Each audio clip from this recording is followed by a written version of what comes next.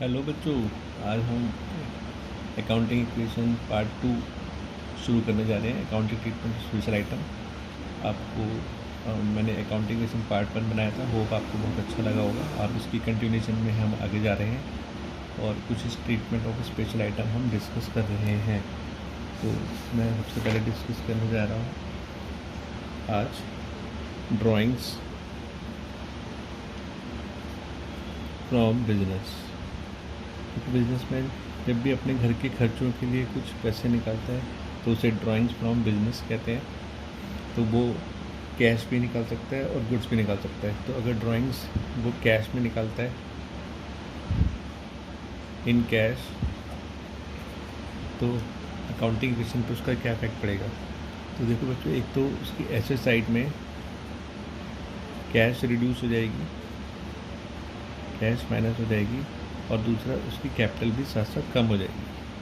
क्योंकि जब वो बिज़नेस में पैसे लगाता है तो जब हम इंट्रोड्यूस करते हैं एडिशनल कैपिटल तो कैश और कैपिटल को प्लस करते हैं।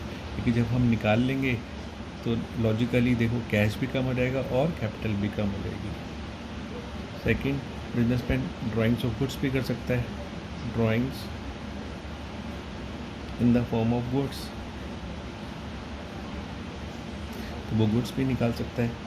बच्चों देखो एसेट साइड में अब क्या होगा, कैश तो हम कर नहीं सकते अब, क्योंकि गुड्स निकाले हैं। तो गुड्स में से माइनस करके, यानी कि स्टॉक में से हम माइनस करेंगे और दूसरा कैपिटल में से माइनस करेंगे। क्योंकि ड्राइंग्स तो है ही, ड्राइंग्स हमेशा कैपिटल को रिड्यूस करती है। तो ये था हमारा पॉइंट नंबर 10। उसके बाद हम इम्पॉर्टेंट ट्रीटमेंट पे आ रहे हैं, treatment of outstanding expenses. Outstanding expenses जिसको हम अकाउंट्स में बोल सकते हैं expenses due but not paid. Expenses due but not paid, एक खर्चा जो हमें देना था लेकिन हमने दिया नहीं है, और इसको हम क्या बोल सकते हैं, अनपेड एक्सपेंसेस। तो किसी भी तरीके से वो क्वेश्चन में आपको दे सकते हैं। तो भी हमारा एक खर्चा है लेकिन हमने पे नहीं करा, तो उसका ट्रीटमेंट हमारे इसमें क्या होगा। तो एक्सपेंसेस तो है ही, तो हमें पे तो करना ही पड़ेगा। तो क्योंकि ये एक्सपेंस है इसलिए हम कैपिटल में से इसे रिड्यूस करेंगे, क्योंकि खर्चा तो है क्योंकि बच्चों, लेकिन हमने पे नहीं करा है। तो यहाँ पे लायबिलिटी साइड में हमें एक नई लायबिलिटी बनानी पड़ेगी आउटस्टैंडिंग एक्सपेंसेस के नाम से। तो मैंने इसके एब्रीवेशन वर्ड यूज़ कर दिया, आउटस्टैंडिंग एक्सपेंसेस। तो कोई भी खर्चा जब भी हमारा आउटस्टैंडिंग होगा तो एक तो लायबिलिटी में प्लस कर देंगे आउटस्टैंडिंग एक्सपेंस और एक कैपिटल में से माइनस कर देंगे। ठीक है, तो ये था हमारा पॉइंट नंबर बच्चों 11। तो नेक्स्ट पॉइंट हम लोग डिस्कस करने जा रहे हैं पॉइंट नंबर 12। हमारी स्पेशल अकाउंटिंग ट्रीटमेंट की जो स्पेशल सीरीज चल रही है उसका पॉइंट नंबर 12। तो वो है हमारा प्रीपेड एक्सपेंसेस। प्रीपेड एक्सपेंसेस, और इसको हम कैसे बोल सकते हैं, expenses paid in advance. Paid in advance, और हम इसको क्या बोल सकते हैं, अनएक्सपायर्ड एक्सपेंसेस। एक ऐसा खर्चा जो भी पीरियड एक्सपायर नहीं हुआ तब भी हमने पहले एडवांस में पे कर दिया है। तो बच्चों देखो, जैसे ही मैं कोई चीज़ एडवांस दूंगा तो मेरे लिए वो एक तो हमारा कैश कम हो जाएगा, दूसरा हम वो एडवांस क्योंकि एडजस्ट कराएंगे फ्यूचर में, इसलिए हमारी एक और एसेट्स हमें बनानी पड़ेगी और एसेट्स में इसको इंक्रीज़ कर देंगे। तो इसका इफेक्ट क्या होगा, देखो अकाउंटिंग क्वेश्चन पे एसेट्स में से एक तो हम कैश में से इसे माइनस कर देंगे क्योंकि एडवांस तो पे कर दिया है, लेकिन बच्चों कैपिटल कम नहीं करेंगे क्योंकि खर्चा नहीं है, ये एडवांस दिया है। तो कल को वो हमारा काम नहीं करके देगा तो हम वापस ले सकते हैं, तो इसलिए हमारी एसेट्स बन जाएगा। तो अनदर एसेट्स, तो हमें एक नई एसेट्स खोलनी पड़ेगी प्रीपेड एक्सपेंस के नाम से, और उसमें हम इसे प्लस कर देंगे। तो ये that is the treatment of prepaid expense. तो एक तो हम एसेट साइड में कैश में से कम कर देंगे और एक नई एसेट्स बना लेंगे प्रीपेड एक्सपेंस के नाम से। ऐसे ही ठीक बच्चों इसका रिवर्स होता है, advance income, that is income received advance. जैसे बिजनेसमैन एडवांस दे भी सकता है तो एडवांस ले भी सकता है, इनकम रिसीव्ड इन एडवांस, तो हम किसी से एडवांस ले सकते हैं, तो उसका हमारे अकाउंटिंग रिलेशन में क्या इफेक्ट पड़ेगा। एक तो हमारे पास बच्चों देखो एसेट्स आ गए, एक जैसे कैश हमें मिल गया एडवांस में, एक तो हम कैश में प्लस कर देंगे। दूसरा, क्योंकि ये एडवांस मिला है, इससे हमारी जो लायबिलिटीज़ है वो बढ़ेगी। इसको हम अपनी इनकम ट्रीट नहीं कर सकते क्योंकि एडवांस है, अगर मैंने काम नहीं करके तो मुझे रिफ़ंड करना पड़ सकता है, तो ये मेरी लायबिलिटीज़ बन जाएगा। तो लायबिलिटी साइड में हम खोलेंगे income received in advance, income received in advance, तो उसमें इसको प्लस कर देते, तो यानी कि हमारा कैश बढ़ जाएगा और हमारी लायबिलिटीज़ भी बढ़ जाएगी। ठीक बच्चों, ऐसे ही नेक्स्ट पॉइंट है हमारा, दैट इज़ एक्रूड इनकम। जैसे हमने किसी का काम कर दिया, कहते हैं इनकम हमारे को अभी पैसे नहीं दी, लेकिन एक्रूड इनकम, और इसको हम कैसे बोलते हैं, income earn, income earn but not received. Income तो है लेकिन अभी मिली नहीं है, तो इनकम तो है तो अब मिलेगी तो सही। तो बच्चों एक तो मैं, क्योंकि एक तरीके से मेरी इनकम ड्यू है, तो एसेट साइड में हम एक नई एसेट्स बनाएंगे एक्रूड इनकम के नाम से, क्योंकि ये हमारे को लेनी तो है ही एक तरीके से। और दूसरा, हमारी इनकम तो है, आज नहीं मिलेगी तो 2 महीने बाद मिलेगी, तो हम इसे कैपिटल में प्लस करेंगे, प्लस एक्रूड इनकम, राइट। तो ये हमारा 14 पॉइंट हम डिस्कस किया है, accrued income.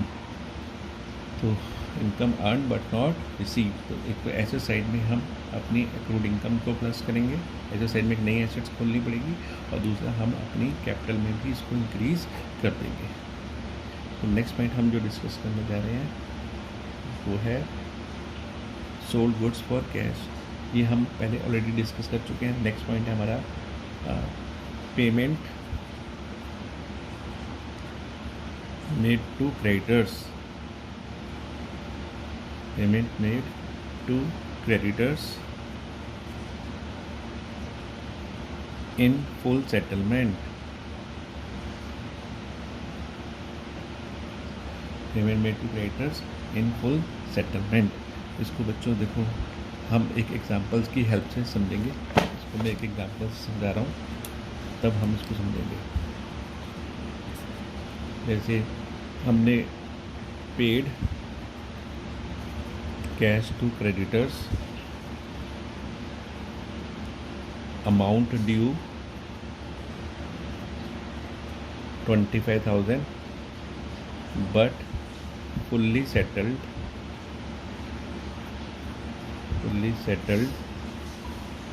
through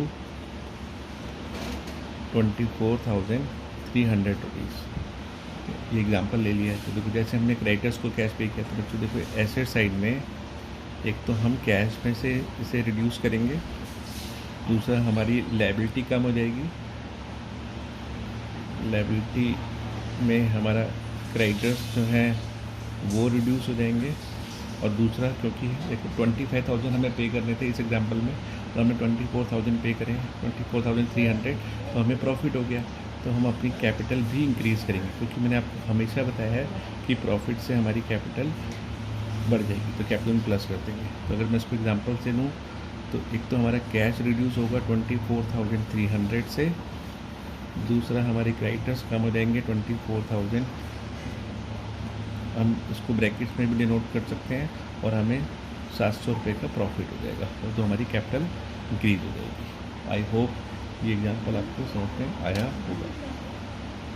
next point हम जो पॉइंट डिस्कस करने जा रहे हैं, point number 16, depreciation on fixed assets. तो जब भी हम कोई एसेट्स यूज़ करते हैं तो उसकी एसेट्स की वैल्यू में कमी हो जाती है, तो अकाउंटिंग में बेटा क्या इफेक्ट होगा।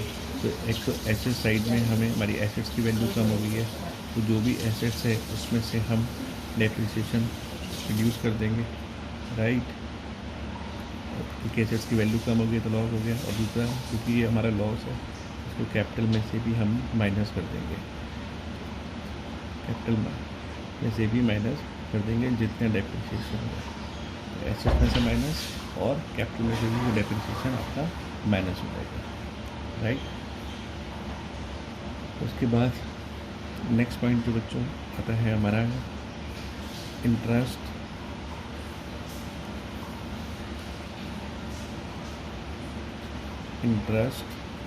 On capital. Again very very important point, interest on capital. तो ऑनर को हमें उसकी कैपिटल पे इंटरेस्ट पे करना पड़ता है, क्योंकि मैंने आपको शुरू से बताया है कि बिजनेस अलग है और ऑनर को सेपरेट माना गया। सेपरेट एंटिटी कंसेप्ट जो हमने क्लास में डिस्कस किया था। तो बिजनेस के लिए कैपिटल भी एक लायबिलिटी होती है। तो हम भी, और ये अकाउंटिंग इक्वेशन हम बिजनेस के पॉइंट ऑफ व्यू से ही बना रहे हैं। तो इसका मतलब हमारा एक तो कैपिटल जो है इंटरेस्ट जब हम देंगे तो एक तो हमारी कैपिटल जो है बिजनेस की कम हो जाएगी, और क्योंकि ऑनर को ही मिलनी है तो उसकी कैपिटल इंक्रीज़ भी हो जाएगी। तो interest on capital accounting equation में कैपिटल में ही प्लस करते हैं और कैपिटल में से ही माइनस करते हैं। इंटरेस्ट ऑन कैपिटल यहीं से। तो बच्चों देखो हमें इसके मार्क्स मिल रहे हैं, हमें ये करना ज़रूरी है। इसी पैटर्न पे होता है interest on drawings. Interest on drawings, जब कोई ओनर अपने घर के खर्चों के लिए बिजनेस से पैसा निकालता है तो उसे ड्राइंग्स कहते हैं। तो उससे अब बिजनेस और ऑनर क्योंकि सेपरेट हैं तो हमें बिजनेस कहते हैं भैया कैपिटल की जो हम लोग इंटरेस्ट देते हैं तो तू जो ड्राइंग्स करता है उस पर हमें इंटरेस्ट पे कर।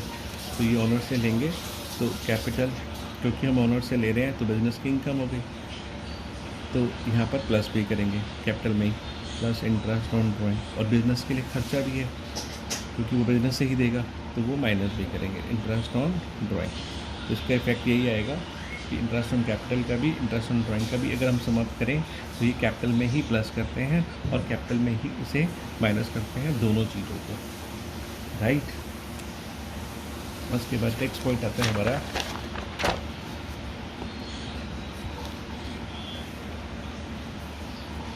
इन्वेस्टमेंट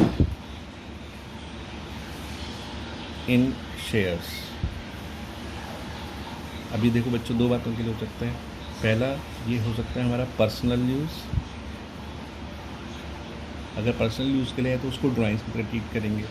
तो एक तो एसेट साइड में हम कैश में से माइनस करेंगे और दूसरा इसे कैपिटल में से माइनस करेंगे, हाँ क्योंकि ड्राइंग से कैपिटल में से माइनस करेंगे। और अगर वो इन्वेस्टमेंट करता है बिजनेस यूज़ के लिए तो फिर हमारी जो है एक तो एसेट्स में से कैश तो कम हो गई होगा, लेकिन अब हम कैपिटल से नहीं मैनेज कर सकते क्योंकि बिजनेस में एक एसेट्स बन गई है, तो हमें एक नई एसेट्स खोलनी पड़ेगी इन्वेस्टमेंट के नाम से, राइट। तो वहाँ पे इसको प्लस कर देंगे। नेक्स्ट पॉइंट बच्चों जो हम डिस्कस करने जा रहे हैं वो है 20th परचेज्ड स्टेशनरी। देखो बच्चों इसकी दो ट्रीटमेंट होती है, ये आपके स्कूल के टीचर पे डिपेंड करता है। पहला ट्रीटमेंट में मैं दोनों ट्रीटमेंट आपको बता रहा हूँ ताकि किसी तरीके की कंफ्यूजन ना रहे।